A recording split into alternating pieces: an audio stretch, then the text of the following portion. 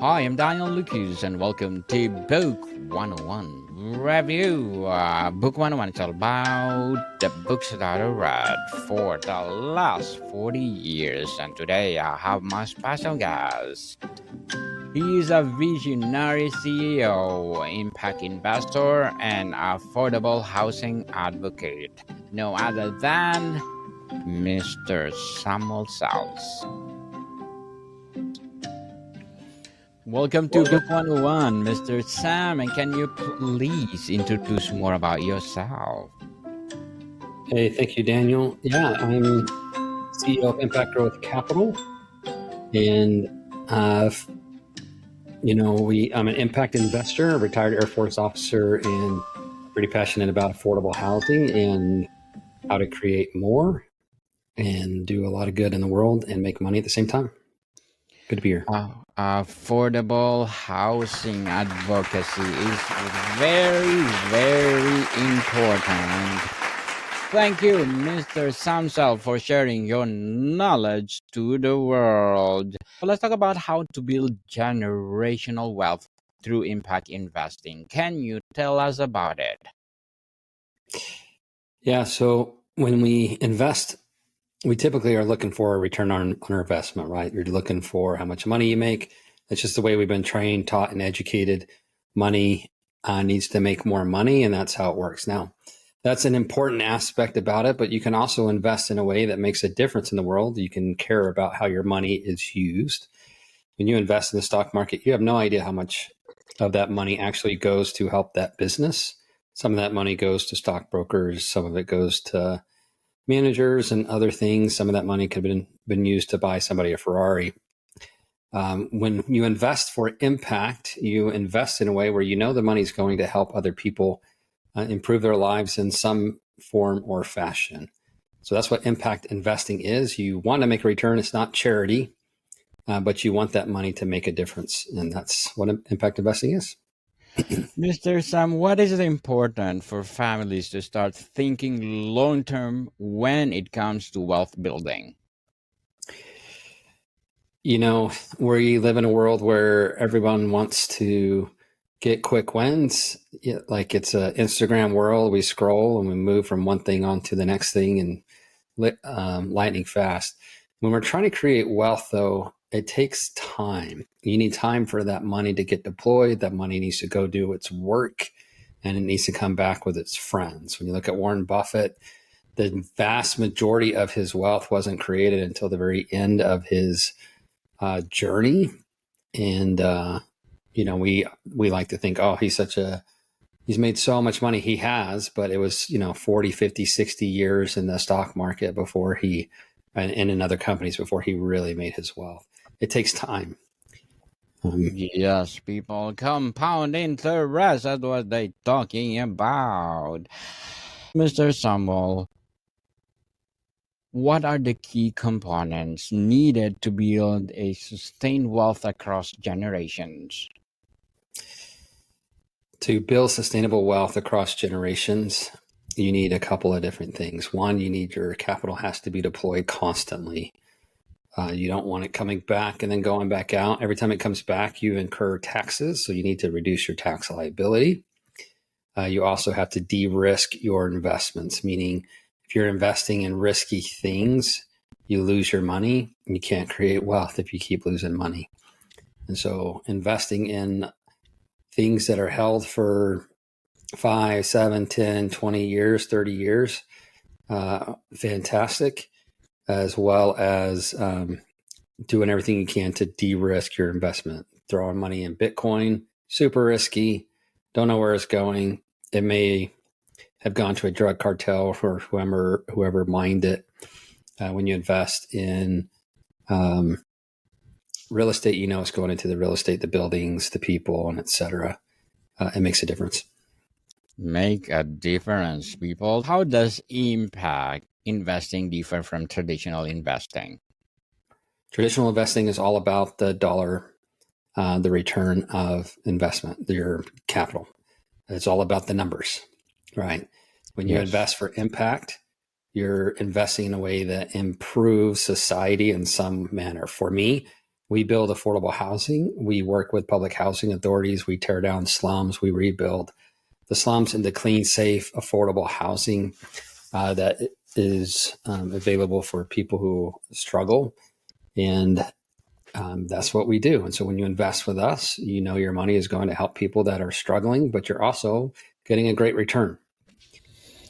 Mr. Sam, can you tell us of impact growth capital in general? Impact growth capital. Our vision is to create clean, safe, affordable housing for 10 million people.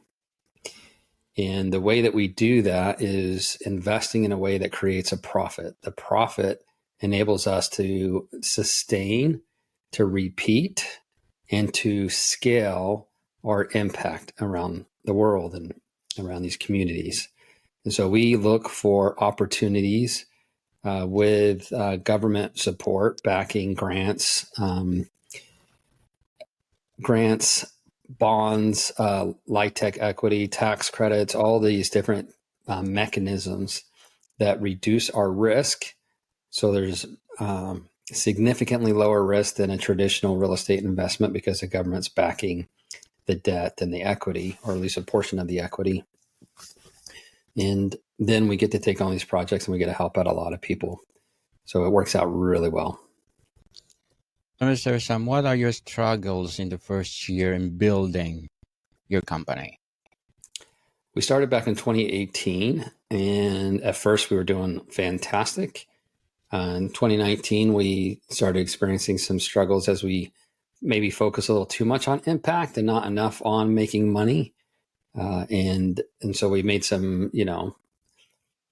judgments based on, hey, we can help this many people, but we weren't thinking about the market as much as we should have considered. And so we've, over dozens of deals that we've done, apartment complexes, mobile home parks, over dozens of those projects, we've really honed down our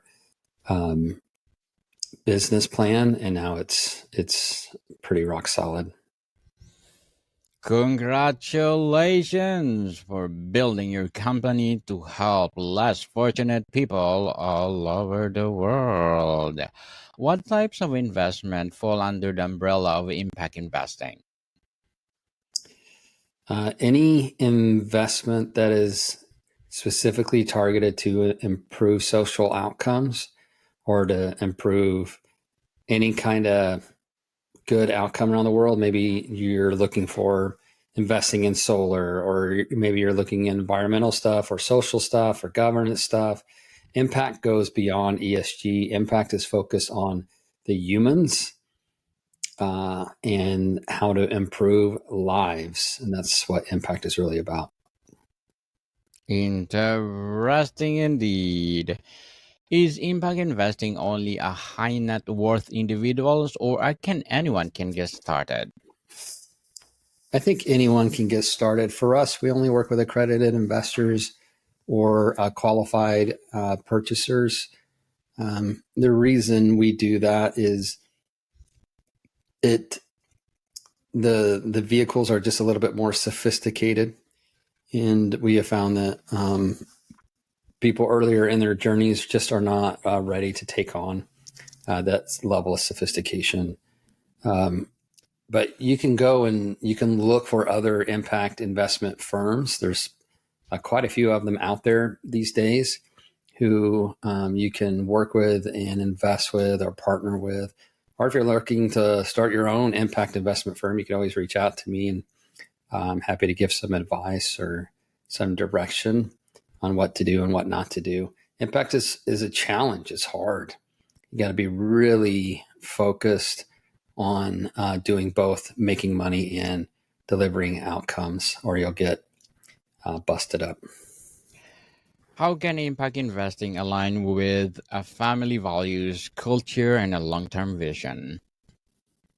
Yeah, great question. I think impact investing, the whole objective is to invest in a way that aligns with your family values, perhaps your religion, your culture. Many cultures think a lot about the less fortunate and are focused on trying to help the less fortunate out. In our scenario, we're not giving handouts to the less fortunate. We're partnering with nonprofits who do help the less fortunate. And then on the for-profit side, we develop the facility so that they don't live in squalor, they don't live in slums, they don't live in crime-ridden areas. They can live peaceably and focus on those things that matter most: education, getting better jobs, taking care of their family, all that stuff. Very well said, Mr. Sam. Very well said. Let's talk about the strategic wealth planning. What role does financial education play in building generational wealth? I grew up poor in rural Oklahoma, so American poor. And I've been around the world now. I've been in the poorest countries on the planet and very, very different level of poverty. But if you don't know what to do with money when you get it, you can't grow it. And the first thing people do when they get money is spend it. They don't know how to save. They don't know how to prioritize. People don't know how to create money. There's a system for creating wealth in the first place. And if you don't know how to do it, then you can't get there. And really, it's all about knowledge. And so even low-level financial education is fantastic, but it's generally taught by other poor people. And so then you have poor people teaching other poor people how to make money, and that doesn't work out very well.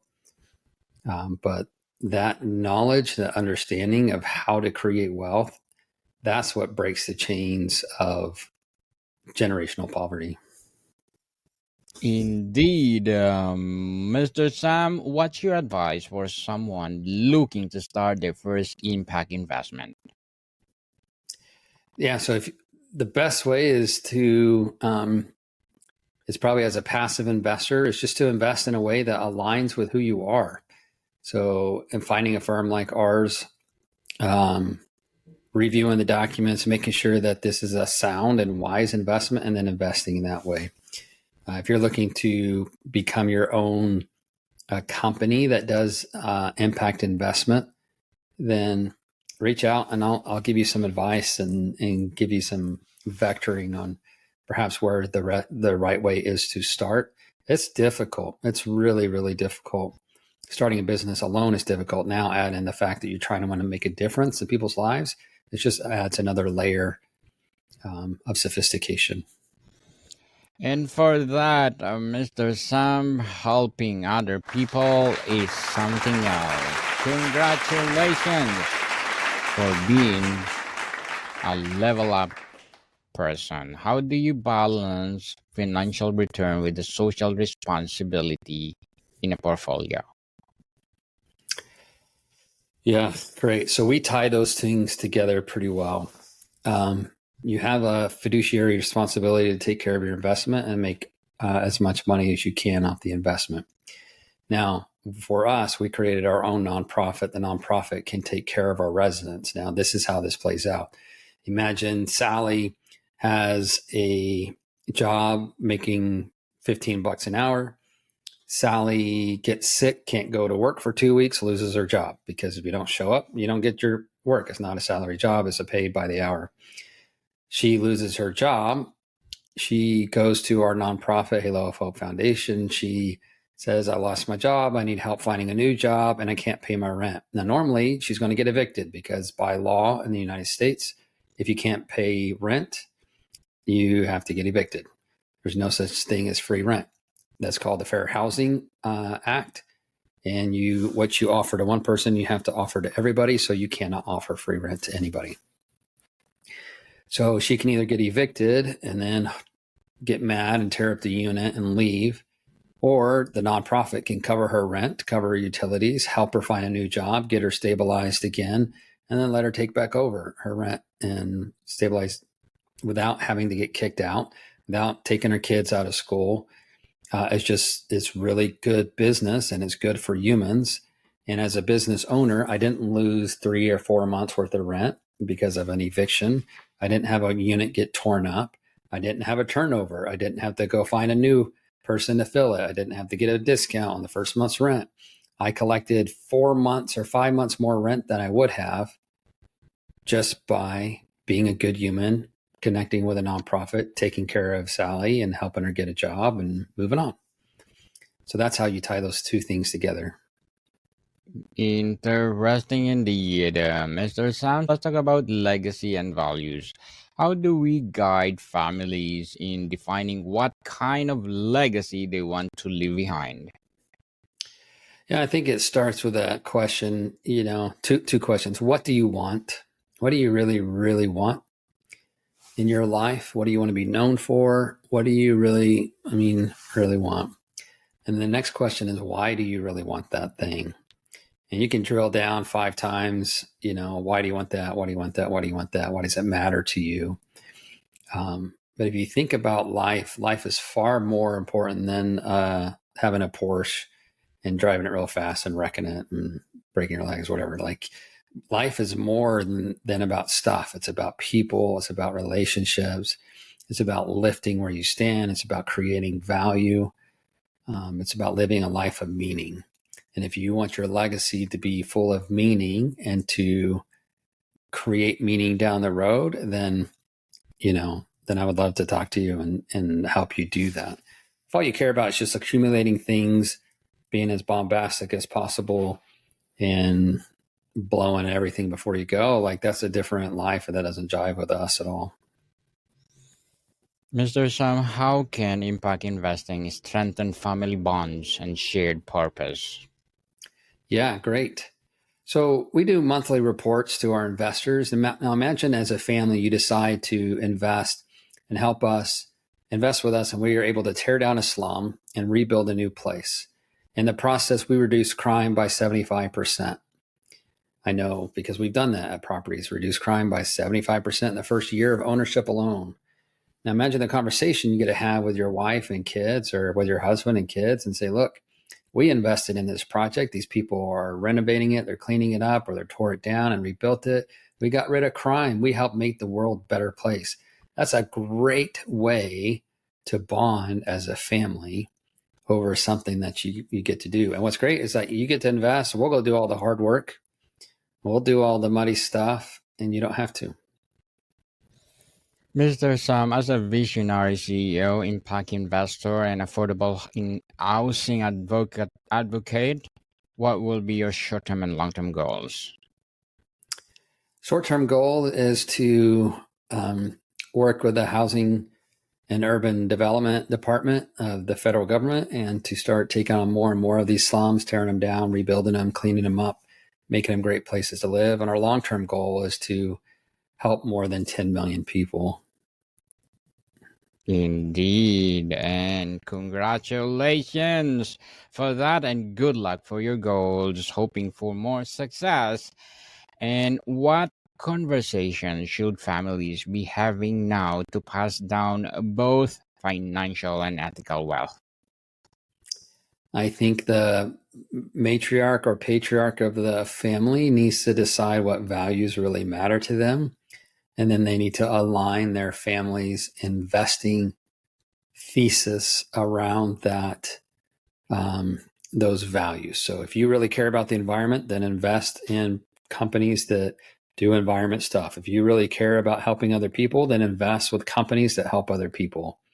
You can become fabulously rich. You can triple your income or your investments every 5 or 6 years. You can make great returns by doing that. You don't have to sacrifice your values to make money. Indeed. Mr. Sam, before we wrap up our discussion for today, would you recommend a book regarding what we're talking about? I'm sorry, say that again. Would you like to please recommend a book? Oh, a book. Yeah. I read a lot of books, and one of the books that stuck out to me recently was the book by Dan Martell, Buy Back Your Time. Really, for us entrepreneurs, those people, working and creating, there's a system out there, and Dan nailed it really well in his book. There's a system for creating freedom of time so that we can spend more time with our own families. And that book goes through exactly how to do that. And I really enjoyed it. It's a great book. Yes, People, highly recommended. And I'm inviting you to please do listen to one of my podcasts or other podcasts that I'm maintaining every week. Abstract Essay in its fifth season, people. Abstract Poetry in the second season. Book 101 Review in its fifth season too. Comedy 101 in the second season. And of course, my Food 101 in its fifth season, Geography 101 in its third season, as well as my Love Letters and my baby podcast, Mental Health 101. Movie 101 review, it's in third season, as well as my Music 101. Please do listen to them wherever you listen your podcast. So, Mr. Sam, what once powerful example you've seen of a family building generational wealth through impact? You know, we in this process we met a lot of families, family offices, people who are really, really focused on impact, and you think about some of what they're doing. And we recently had a $10 million commitment for our fund. And it's amazing to see that not only are they willing to talk about impact, but they're willing to put money behind it and invest. And the reason they invested with us is because of impact, because of what we're doing. And they firmly believe in that mission. Mr. Samuel Sales, thank you so much for knowledge and empowering the world. So can you please invite our listeners to support Impact Growth Capital? Thank you, Daniel. So where do people contact you, Mr. Sam?